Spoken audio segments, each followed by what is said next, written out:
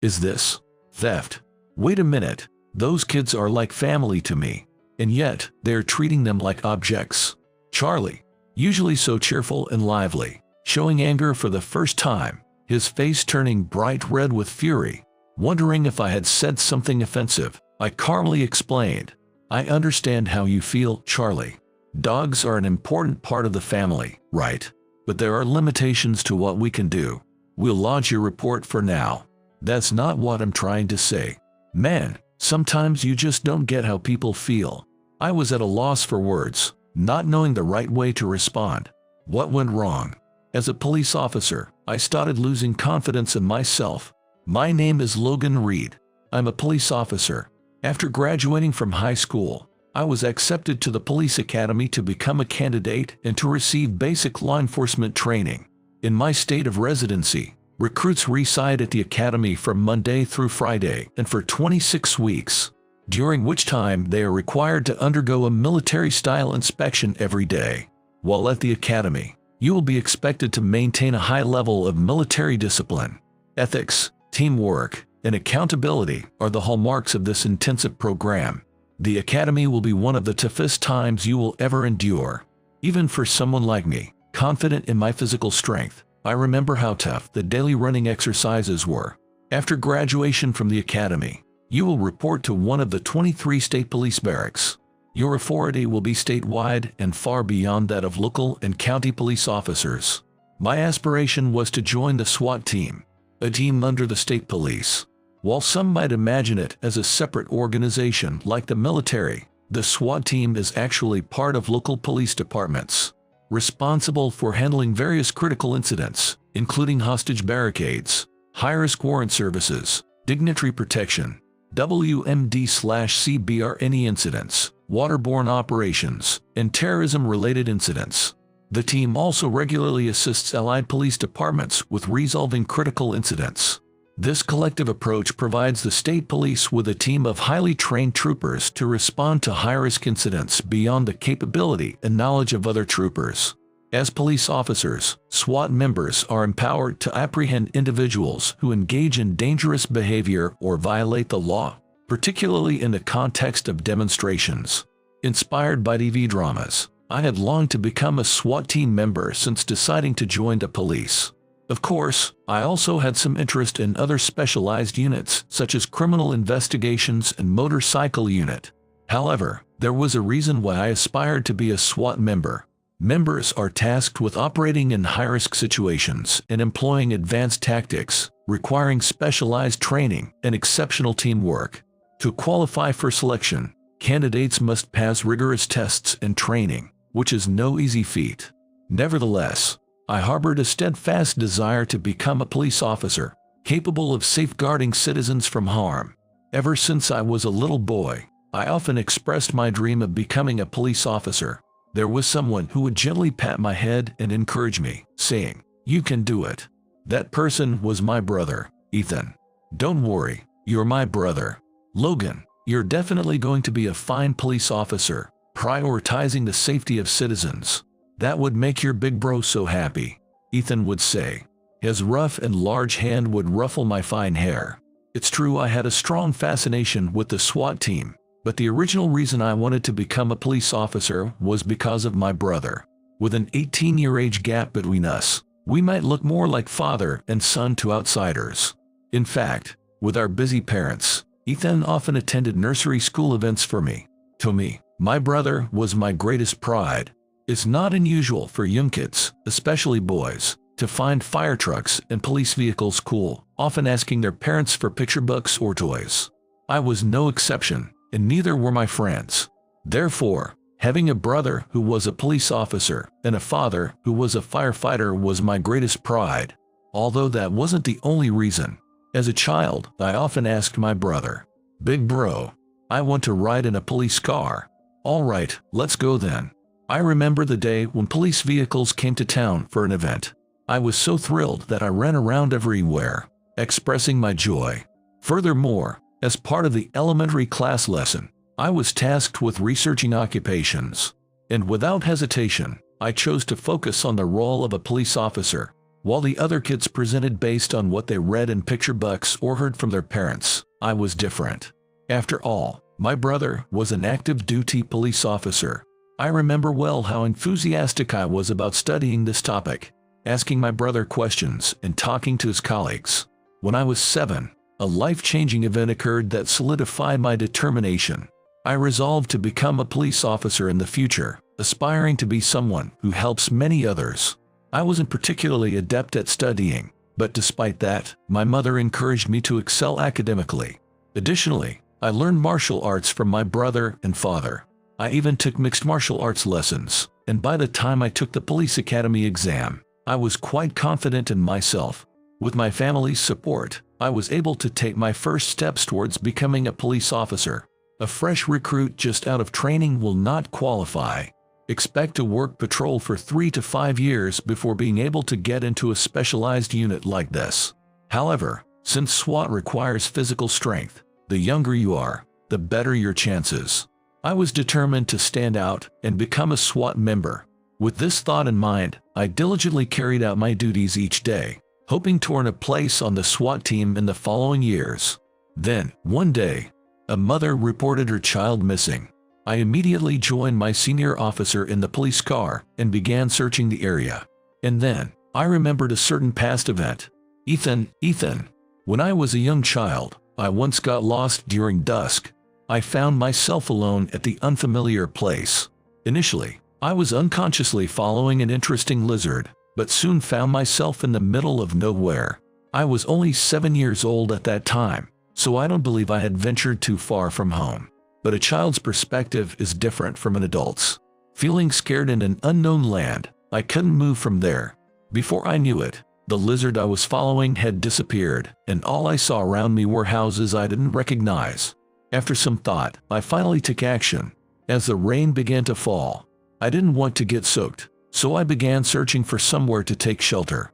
But there were no shops nearby, and my parents had strictly instructed me not to enter someone else's house without permission.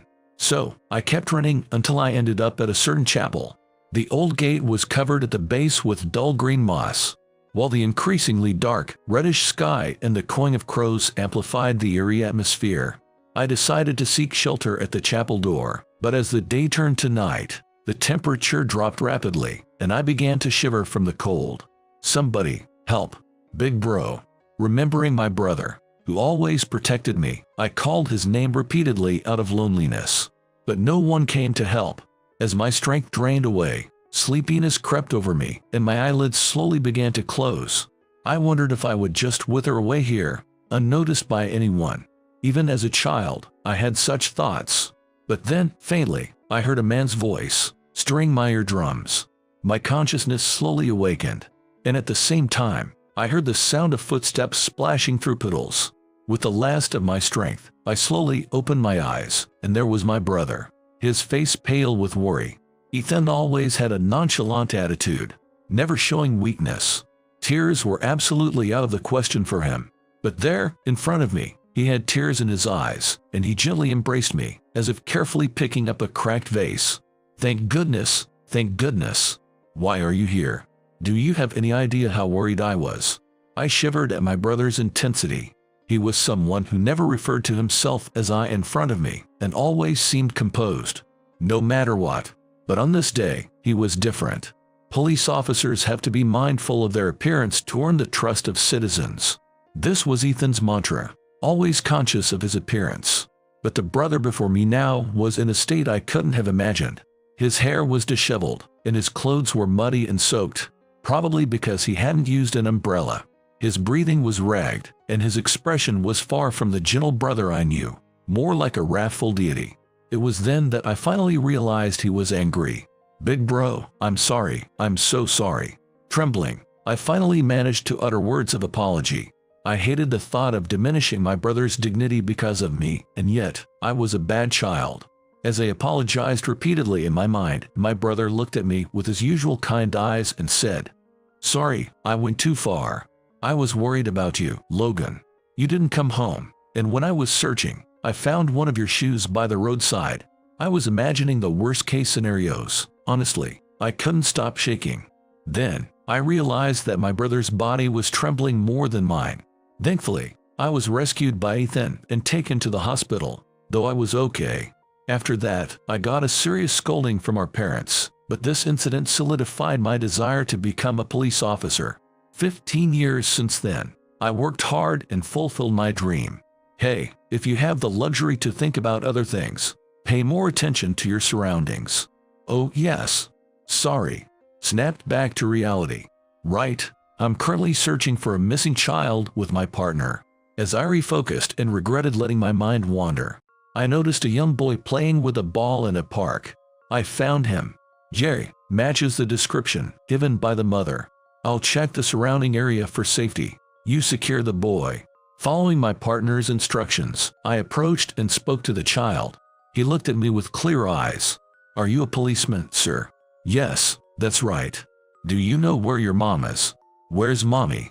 Realizing his mother was missing, the boy started looking around, tears welling up in his eyes. I immediately told him that his mother was looking for him and waiting at the police station. I informed my partner, and then the mother confirmed that this was the missing child. Hearing his mother's voice over the phone seemed to comfort the boy. By the time we were in the police car, he fell asleep in my arms, breathing regularly. Thus, the child was safely returned to his mother, and I was soon busy with paperwork and reports. The calls to the station never stopped. While some were genuinely in trouble, many were due to minor accidents or misunderstandings by the elderly. Really, claiming a burglary just because you lost your glasses, but they were on your head all along. Well, Mr. Smith lives alone.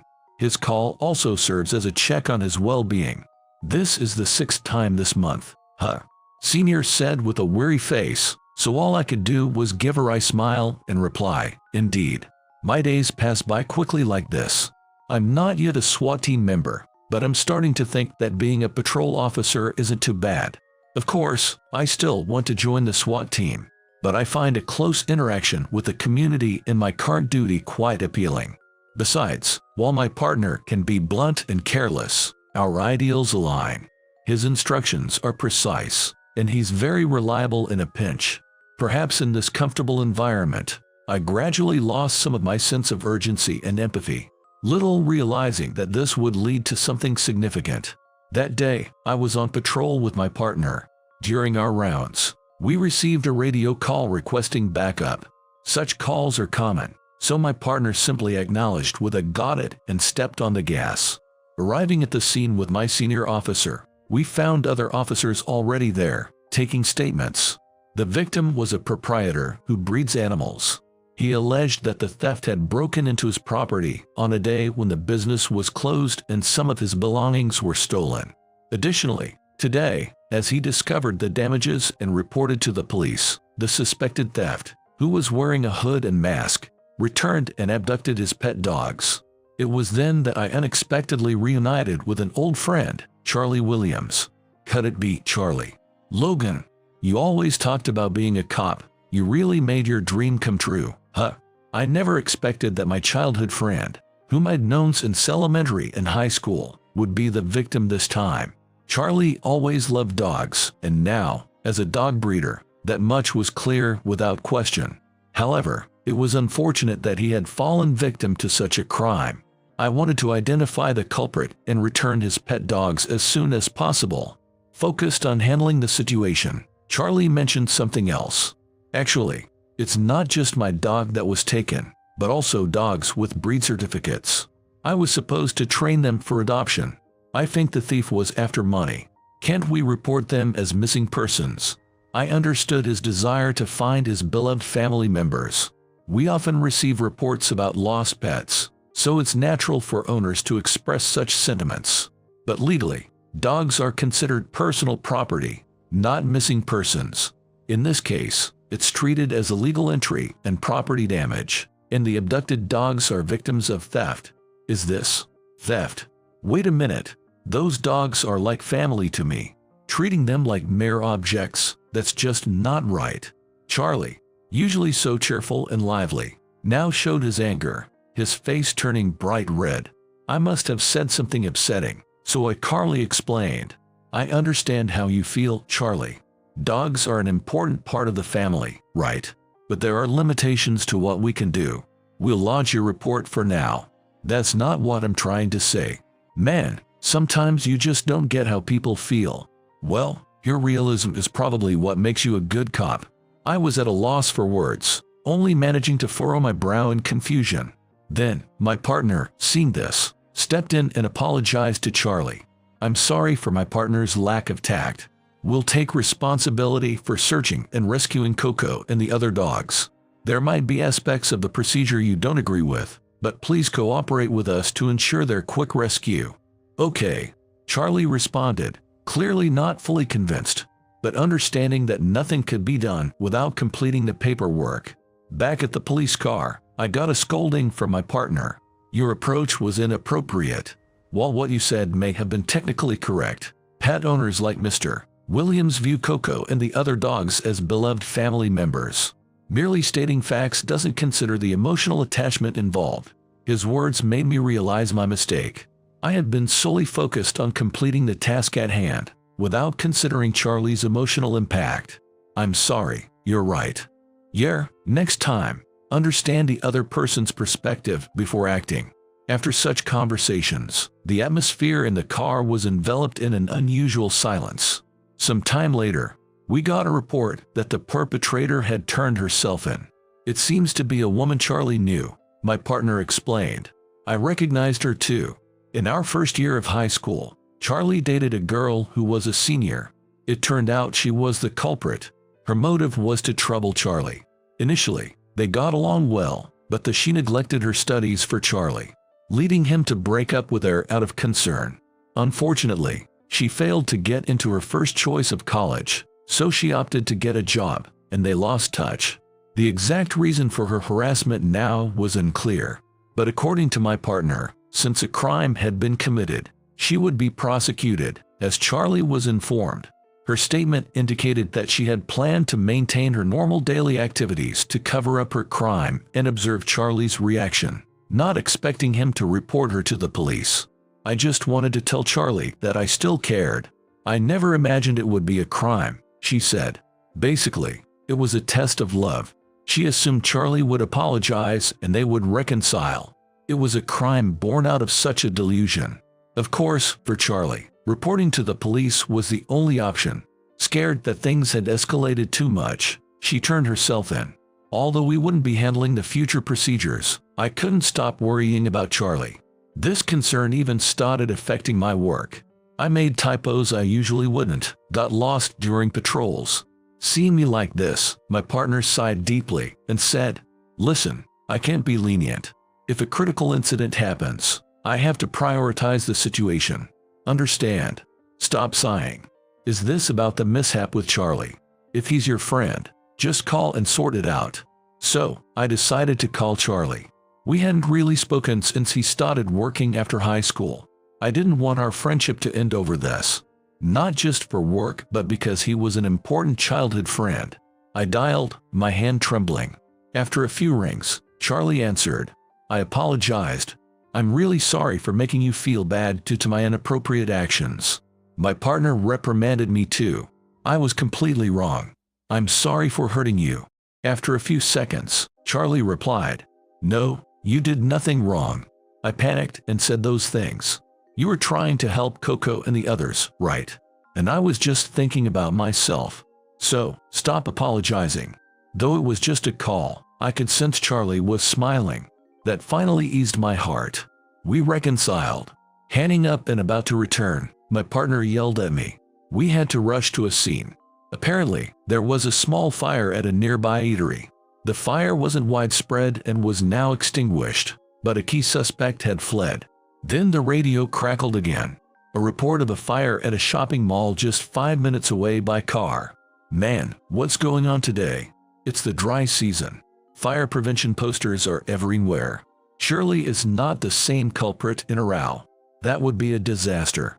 My partner looked unusually serious. I also felt an unprecedented tension but managed to stay grounded. We were instructed to head to the scene of the recent report without delay. We got into the police car and were en route, but my partner unexpectedly turned on the blinker to make a left turn. straying from our intended path. The reason became clear immediately after turning. "That guy, he's been glancing at us repeatedly," my partner noted. We were informed that the fire had been contained and local officers were handling it, so we were driving without the siren. However, while driving, my partner had been keeping an eye on a car ahead. I too had noticed the driver's odd behavior, but we have a standing order to head to the fire scene. Despite the said order, my partner decided to follow the suspicious driver. We kept a couple of cars in between to avoid detection, but every time we stopped at a red light, the driver of that car kept checking the rearview mirror. Eventually, the driver stopped using turn signals, which heightened our suspicion to alarming levels. He's definitely aware of the police presence. We could keep following, but he's clearly trying to shake us off, I added. The suspect's car began to speed up once realizing we were following. Despite repeated warnings to stop, the driver ignored them and sped off, initiating a car chase. The suspect is disregarding traffic signals and exceeding the speed limit to an extreme extent. At this point, my partner became highly concerned about road safety and decided to abandon the reckless chase, appearing frustrated. Then, a piercing siren sounded, and a motorcycle officer zoomed past us, dressed in a khaki uniform, mounted on a stark black bike. Yes, it was a motorcycle officer from the State Police Motor Unit. The officer glanced at us briefly, raised his right hand in acknowledgement, and then took off at full throttle in pursuit of the suspect. Seeing this, my senior let out a dry laugh. "That's lightning fast. No worries, we're heading to our scene," and made a U-turn. Triggered by my senior's muttering, all I could do was stare blankly at the rapidly receding motorcycle officer. Upon our arrival at the scene, we received a report that a suspect had already been apprehended. Apparently, they had been smoking, forgotten to extinguish their cigarette, and upon returning found a fire had grown, prompting a panic call to emergency services. It wasn't a case of arson. Instead, it was caused by negligence. The officers who had already arrived were conducting their investigations, ruling out any criminal intent. Then, over the radio, we got the update. The suspect from the earlier scene had been caught. It was the motorcycle officer from the State Police Motor Unit who had apprehended them, and the suspect had already confessed. This too seemed to be unintentional. The guy was a kitchen assistant at a restaurant. While everyone else was on break, he dozed off in a corner of the kitchen, forgetting about the fire he'd started. When he noticed the fire, he tried to smother it with a dry cloth, which naturally caught fire, and he panicked and fled. That was the guy I was chasing. Well, looks like both cases are accidents with no criminal intent, but he'll face charges for not following traffic rules and ignoring police orders. He sighed, seemingly disappointed in his own driving skills under the most stressful emergency conditions, mentioning he needed to aim higher. From my perspective, my partner's driving skills are impressive for someone in their 20s. After our shift ended and I headed home, I noticed someone standing in front of my house. I tensed up instinctively, but relaxed upon hearing the voice. "Hey, long time no see." It was my brother. "Big bro, what are you doing here?" I hadn't seen him since he was reassigned to an area far from my place, and we'd only been in touch through emails and phone calls. So, it had been a while since we last saw each other, but recently he had returned to the area. He wanted to see me, so he made an impromptu visit to my apartment. As police officers, we might be called on even on our days off, so we opted for juice instead of alcohol to celebrate our reunion. "Still, it's been a long time since we met. How did you recognize me so easily?" he asked. Of course, I would recognize my brother, who I adore. "How could I possibly mistake you?" I replied. Despite the years that had passed since we last met, my brother looked almost unchanged, perhaps due to his daily training regimen. As I pondered this, he smiled. "Can't believe how much you've grown, Logan. Your big bro was quite surprised to see how big you've become." He patted my head just like he used to. Honestly, I felt a mix of embarrassment for being treated like a kid and a desire for my brother's attention. To hide these mixed feelings, I shook my head and asked him directly, "Why did you come back here? If you had told me, I would have come to see you right away." He took a gulp of his grape juice and began explaining. "I was doing VIP protection for a while, and that kept me pretty busy. moving between different departments. I even got involved in investigating serious crimes. The main reason I came back is a shortage of manpower here. I'm 40 now, not so young anymore. Part of it was making way for the younger generation, for promising young officers like you. He smiled warmly, narrowing his eyes. He mentioned that he was now with the State Police Motor Unit. At that moment, I remembered the incident from earlier in the day. The motorcycle officer who was described as incredibly fast must have been a member of the State Police Motor Unit as well. Curious if my brother knew anything, I casually asked him about it. He seemed surprised for a moment but then chuckled, as fast as a deity. Huh? Even so, we're all just cops. Do you want to be like that? Godspeed. I felt the urge to nod, but slowly shook my head. It was cool, but I want to be in the SWAT team. I have my strengths, and Godspeed has theirs.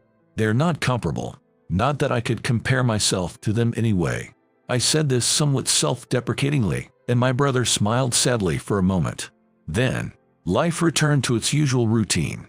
Again, we received a familiar call, and my senior sighed. It's Mr. Smith again. Welcoming my senior's faraway look, we advised him about his glasses, as usual. Heading home after our shift, I spotted a brown dog walking at the edge of the road. It was winter, and the sun had already set, casting shadows in the dimming light. If it had been a child, I would have immediately protected them, but with a dog. Recalling Charlie's words, I cautiously approached the dog. He always loved dogs and used to read books about them, even teaching me about canine behavior. Carefully not to startle the dog, I turned my back slightly and extended my hand. The dog wore a collar, so it's likely a pet. It cautiously approached, sniffed my hand, and relaxed, nuzzling against my leg. I quickly checked the collar and found a name and phone number. Coco. Wait, could it be? Though I had a hunch, I dialed the number from the collar. Sure enough, the display showed the name Charlie. Coco, you little rascal, escaped again after all that's happened. You shouldn't worry your owner so much. Coco just responded by nuzzling closer with a soft whine. Because of Coco's friendly demeanor, Charlie's ex-girlfriend was spared from a single scratch when she took it from Charlie's place. Charlie soon answered the phone. Sorry, Logan. Got a bit of a situation here. It's about Coco, right? I've got him. Come to the first park near the town hall. After explaining the situation, Charlie, surprised yet grateful, hurriedly arrived with a little boy in tears. I recognized the child. He was the boy who had gotten separated from his mother that time. While walking, Coco bolted. I noticed the leash wasn't properly attached. Oh, this is my son. Say hello, would you? The boy looked up at me with round eyes and then greeted me politely. Big brother, you helped us again. Again. Oh, well, you see. Charlie explained the situation. It turned out that the boy's mother was Charlie's wife. I had no idea of the connection. Man, I seem to keep relying on you lately. Thanks for rescuing my son and Coco. That's a real cop for you, always protecting the citizens. Cut it out. I scratched my cheek, embarrassed, and squatted down to meet the boy's eyes. Patting his head, I said, You can't let Coco out of your sight, okay? As his owner, you're all he has. He's part of the family, so make sure you stick together from now on. And don't forget to check his leash, okay? The boy nodded vigorously and replied, Yes. Well, I guess that's it for now. Hold on, wait a minute. If it's okay with you, I'd like to hang out a bit longer. After ensuring Coco and his son were safely home with his wife, Charlie and I headed out to the city center.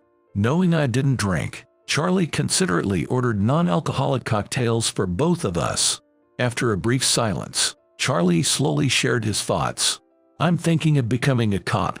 I was so surprised by Charlie's revelation that I almost spit out my drink, but managed to compose myself and asked him why.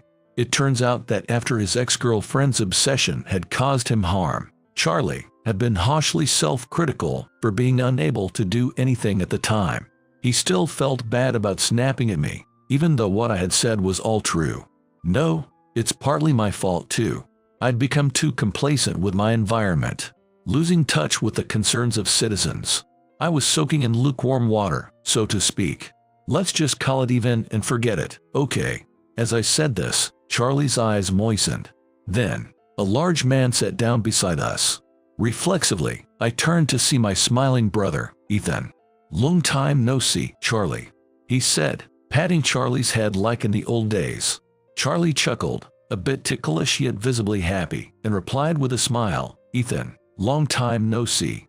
It turns out Ethan had seen us entering the place and decided to follow. "Last I heard, you got married and had a kid. Where's the crybaby Charlie gone, huh?" "Well, that's great," Ethan teased, making Charlie blush. "I didn't contact you because I thought you'd be busy." Charlie had always looked up to my brother, not in a weird way but as an admiration. Like when I was a lost child saved by Ethan, Charlie had also been helped by him. Charlie's family had been poor, raised by his mother alone. At school events like the sports festival, Charlie was always alone, until Ethan reached out and invited him to our home. I remember Ethan running as a parent substitute in the relay race. That time, the anchor runners were you and Dad, right? Yay, Dad and I sprinted so hard it made the kids laugh. It became an annual thing.